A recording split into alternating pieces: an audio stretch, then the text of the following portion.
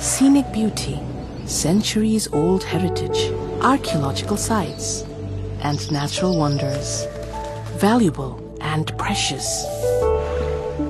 But what's more precious is the people. Their honesty, warm nature, hard work, and resilience.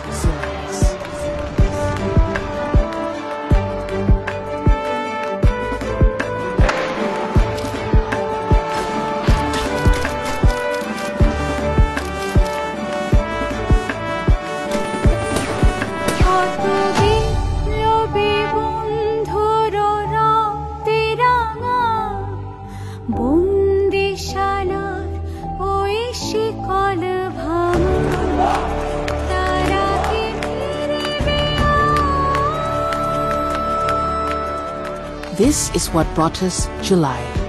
This is what made us stand together and protect each other.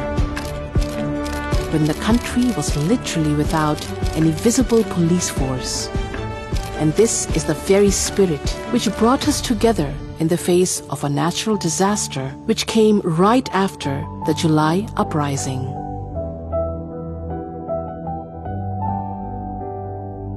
This is what makes the world trust our hard-working people.